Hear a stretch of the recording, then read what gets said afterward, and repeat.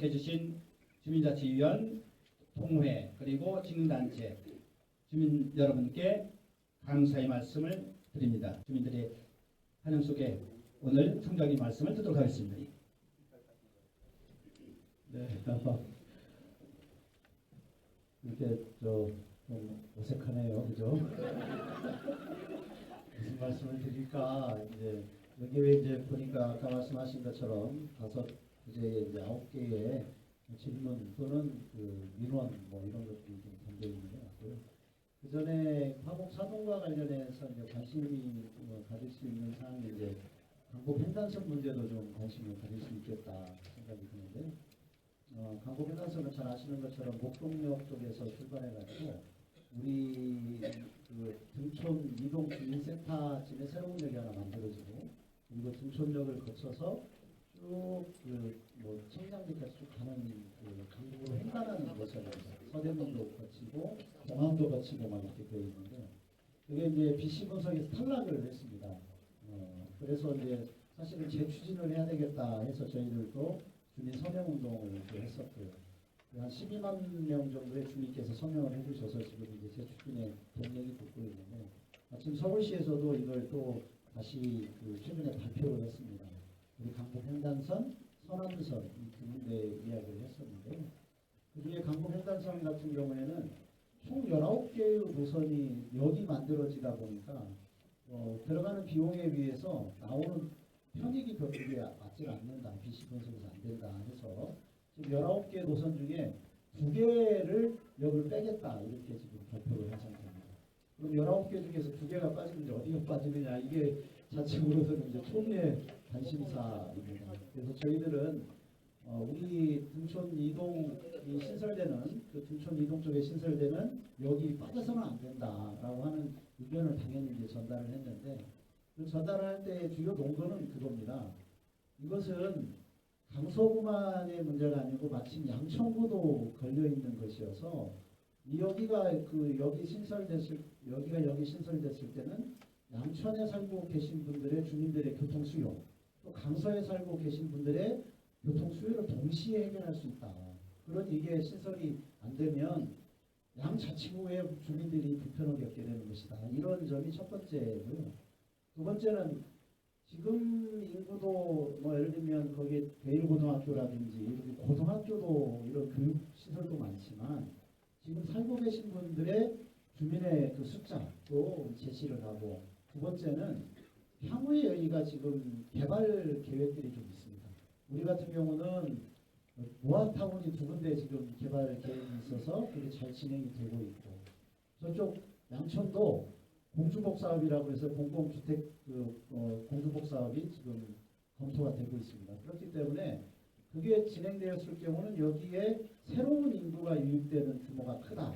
그렇기 때문에 여기는 등촌 이동이 반드시 주민 전철역이 신설돼야 된다. 이런 것들을 전달을 저희들도 했습니다.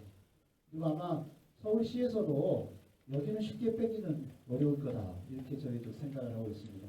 말씀드린 것처럼 거기에 대한 수요가 많고, 그리고 한 자치구만 해당이 되는 게 아니고 두 자치구가 같이 해당되는 것이어서 상당히 수요가 됐다는 점 생각하고 있습니다.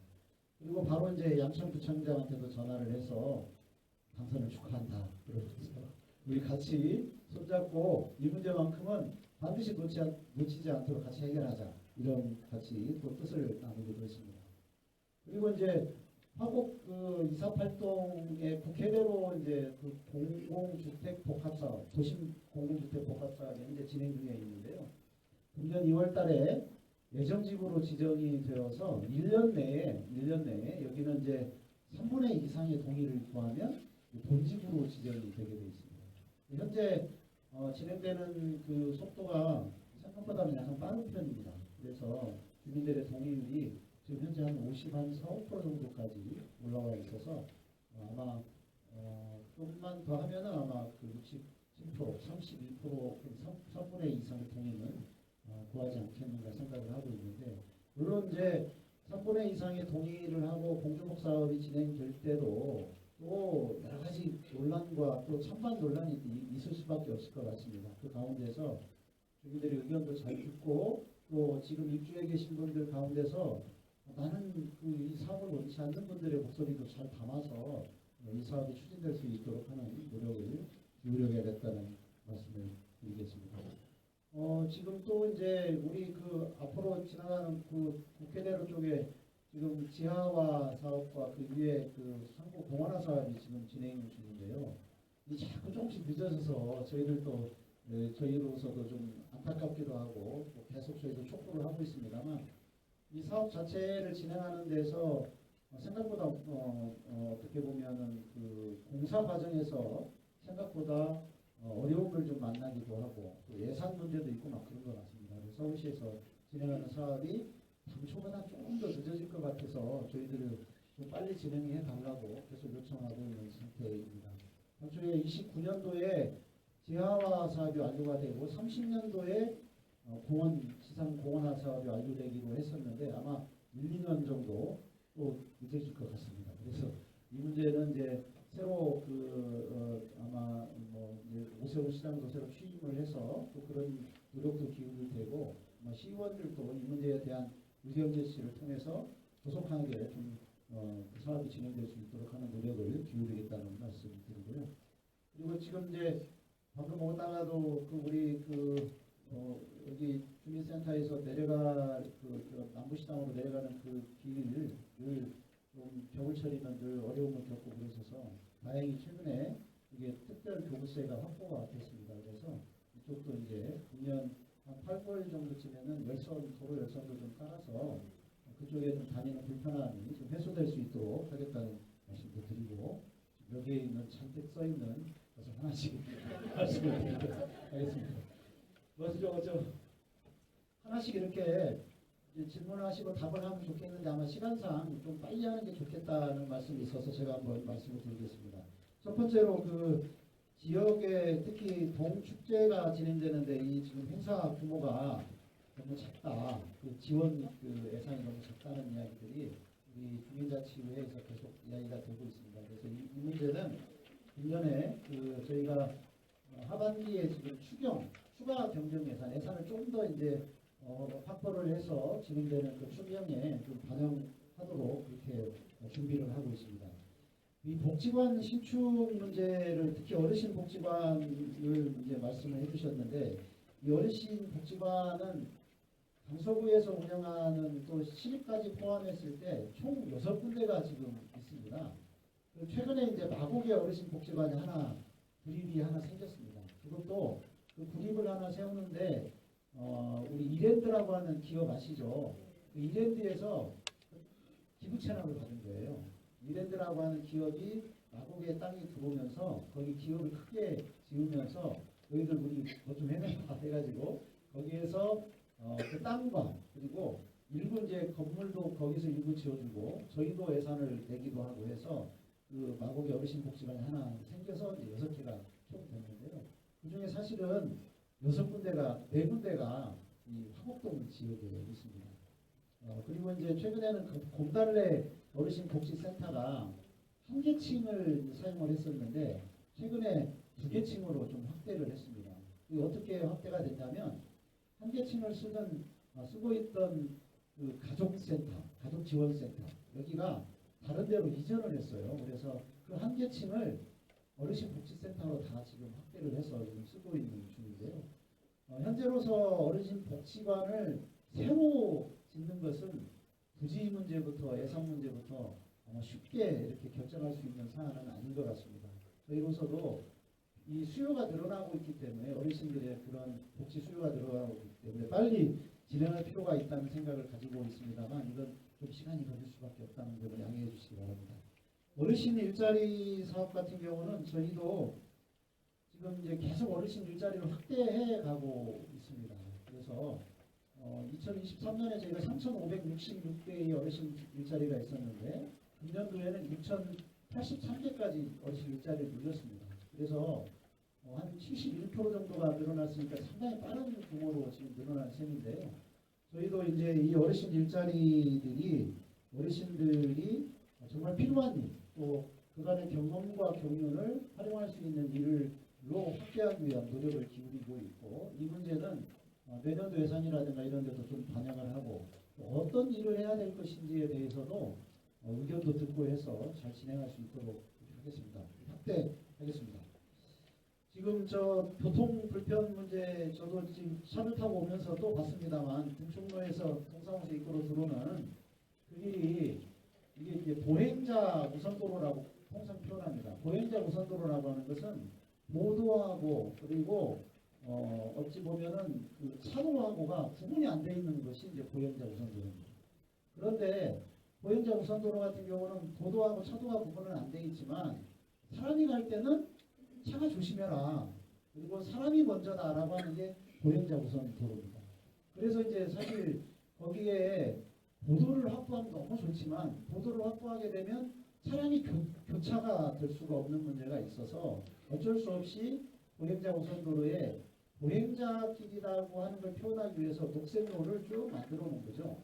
그런데 녹색로를 만들어 놨지만 차량이 교차를 해야 되니까 이게 이제 자꾸 녹색도를 좀 침범할 수밖에 없는 경우가 생깁니다. 근데 그것은 차량이 너 들어오면 안 돼라고 하는 도로는 아닙니다. 녹색도라고 하는 것은 사람이 없거나 또는 이 차량이 진행할 때 교차가 어려운 경우에는 녹색로도 진입할 수 있는 게 현재 녹색로의 어떻게 보면 그 기능입니다. 그래서 이 문제에 대해서는 야 우리가 사람이 보행로를 만들어 놓고 걸어가고 있는데 너 차량이 진입하면 안 돼. 너 잘못했어. 라고 할 수는 사실은 없습니다. 다만 이제 차가 다니는 과정에서 녹색로를 표시해서 사람들이 우선 보행할 수 있도록 만들어 놨기 때문에 차량들이 가급적 녹색로로 들어오지 않도록 사람들의 보행을 좀 안전하게 지켜주는 그런 의미로서 녹색로가 있다. 이렇게 좀 이해를 해주시면 좋을 것 같습니다. 그래서 저희들도 이 녹색로가 약간 좀 길어서 약간 이 좀 폭이 넓어서 이걸 좀 좁혀야 될 것인지 아니면 현재대로 유지해야 될 것인지 그 고민이 있다는 말씀도 드리도록 하겠습니다. 마을버스 노선 증설 특히 한강구에서 지금 이제 등촌로 나오는 곳에 그 연장해 나가는 이 문제에 대해서는 저희가 마을버스 회사 측에 일단 먼저 이런 주민들의 의견이 있으면 너희들 할 수 있겠느냐 또 우리는 할 필요가 있다고 생각하는데 해줘라 라고 하는 의견 조회를 지금 하고 있는 중입니다. 이게 마을버스 노선을 하나 바꾸려고 하면요. 저는 그게 굉장히 잘못되어 있다고 보는데 구청에서 하는 게 아니고 이 서울시까지 올라가서 서울시에서 그 노선 결정을 하고 있습니다. 그 노선 결정 무슨 위원회 같은 것도 있어요. 그래서 서울시에서 결정을 하니 우리들은 구청에서는 이런 주민들의 의견이 있고 또 특히 마을버스를 운행하고 있는 회사도 여기에 동의한다, 아니다 이런 걸 같이 들어서 의견을 올리게 되어 있습니다. 그러면 서울시에서 결정하게 되어 있는데 저는 지금도 좀 억울해요.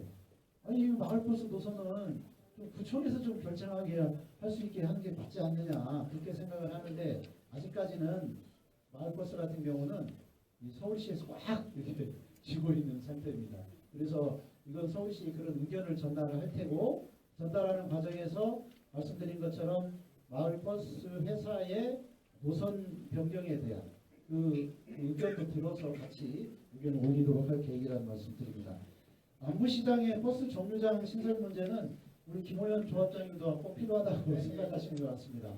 근데 이제 저희가 의견을 듣다 보니까 이 편도 1차로인 곳에 거기에 지금 이제 그 입구에 남부시장 입구에 그 정류장을 만들어 달라라고 해서 경찰서의 의견을 먼저 들어보니까 경찰서는 일단 반대 의견을 냈습니다. 왜냐하면 거기가 편도 1차로다 보니 여기 그 정류장이 생겼을 경우에 교통 이제 정체되는 문제 또 그걸 피해가기 위해서 중앙선을 침범하는 문제가 있다. 이렇게 일단 경찰의 의견을 들었습니다.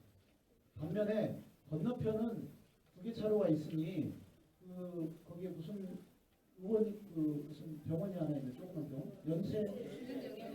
거기서는 그 병원 쪽에서는 거기에 정류장 신설해도 좋다. 이렇게 의견을 제시해 줬기 때문에 그쪽은 가능할 것 같아요. 우선은요. 그래서 그렇게 되면 또 길을 건너와야 되는 좀 불편함이 있긴 한데 그래도 먼저라도 여기에 한번 그 정류장을